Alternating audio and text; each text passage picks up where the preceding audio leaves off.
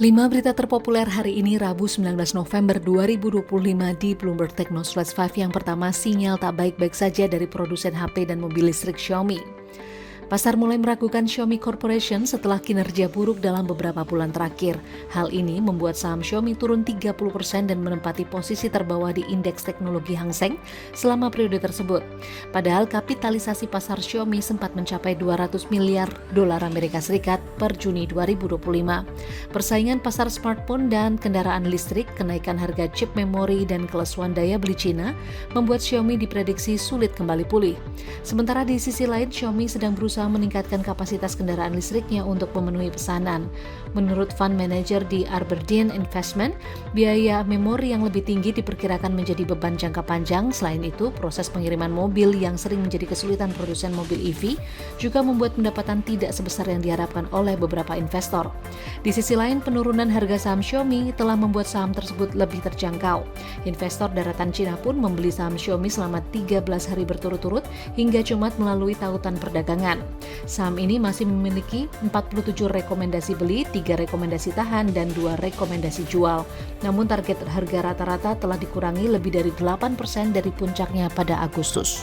Kedua, Goldman, Cina tambah 15 ton emas ke cadangan devisa. Goldman Sachs Group melaporkan bahwa Cina diperkirakan menambah sekitar 15 ton emas ke dalam cadangan devisa bulan September. Lebih lanjut, analis Goldman Sachs memperkirakan total pembelian logam mulia oleh bank-bank sentral di seluruh dunia mencapai 64 ton pada September, melonjak lebih dari 3 kali lipat dibandingkan 21 ton pada Agustus. Tren ini diperkirakan berlanjut hingga November mendatang. Pembelian oleh bank sentral telah menjadi pendorong utama kenaikan harga emas selama 3 tahun terakhir dan sempat mencapai 4.380 dolar Amerika Serikat per ons pada Oktober 2025. Goldman Sachs masih memperkirakan harga emas dapat mencapai 4.900 dolar Amerika Serikat per ons pada akhir tahun depan. Prediksi ini didukung oleh berlanjutnya pembelian bank sentral dan masuknya aliran dana investor swasta di tengah potensi kebijakan moneter yang longgar oleh The Fed. Ketiga, puluhan ribu retail nyangkut pengendali dada cuan ratusan miliar. Ribuan investor retail kembali menjadi korban rally semu saham dada. Harga saham PT Diamond Citra Propertindo Tbk atau dada yang sempat naik ratusan persen kini amblas ke level 50, membuat puluhan ribu investor terjebak. Sedangkan pemegang saham pengendali justru telah melakukan aksi jual di tengah euforia pasar. Rally agresif dada terjadi akibat kabar angin perusahaan akan diakuisisi oleh The Vanguard Group Amerika Serikat. Spekulasi ini menyebar luas di media online dan memicu arus masuk investor retail dalam jumlah masif. Bahkan saham dada sempat diprediksi akan mencapai 230.000 per lembar saham jika akuisisi terjadi. Di tengah euforia tersebut, investor institusi perlahan keluar, membuat komposisi pemegang saham dada kini hampir sepenuhnya dikuasai retail. Per 31 Oktober 2025, jumlah investor dada melonjak 50.121 menjadi total 71.159 investor, di mana mayoritas adalah retail. Komposisi kepemilikan saat ini terdiri dari masyarakat 69,93%, KPII 29,6%, dan Komisaris Chandra Cokro Diponto sekitar 0,47%. Sementara di tengah isu anjloknya harga saham, muncul informasi baru mengenai lokasi kantor dada yang berada di deretan warung kelontong. Keempat, buruh pertanyakan Luhut cawe-cawe soal UMP 2026. Koalisi Serikat Pekerja dan Partai Buruh atau KSPPB menuding Ketua DEN Luhut Binsar Panjaitan campur tangan dalam penetapan angka kenaikan UMP 2026 yang dinilai terlalu rendah dari tuntutan buruh. Presiden KSPI dan Partai Buruh Said Iqbal pada Selasa 18 November 2025 mengungkapkan UMP yang menjadi usulan Kemenaker merupakan masukan dari Asosiasi Pengusaha Indonesia atau APindo hingga DEN. Said menyatakan menurut Undang-Undang Ketenagakerjaan, penetapan UMP hanya boleh didiskusikan oleh 3 lembaga, yakni APindo, Serikat Buruh, dan Pemerintah atau Kemnaker. Sedangkan melalui pernyataannya, Luhut sempat menegaskan aturan upah minimum cukup mengacu kebutuhan hidup layak atau KHL para pekerja.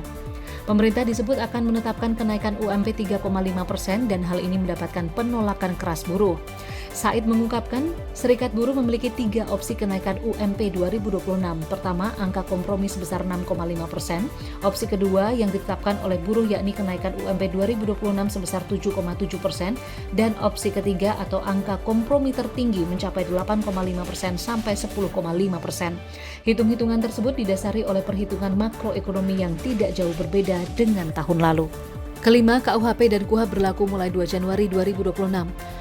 Menteri Hukum Supratman Andi Aktas mengatakan KUHP dan KUHP akan berlaku serentak pada 2 Januari 2026. Hal ini diungkap usai pemerintah dan DPR RI mengesahkan revisi KUHP pada sidang paripurna Selasa 18 November 2025.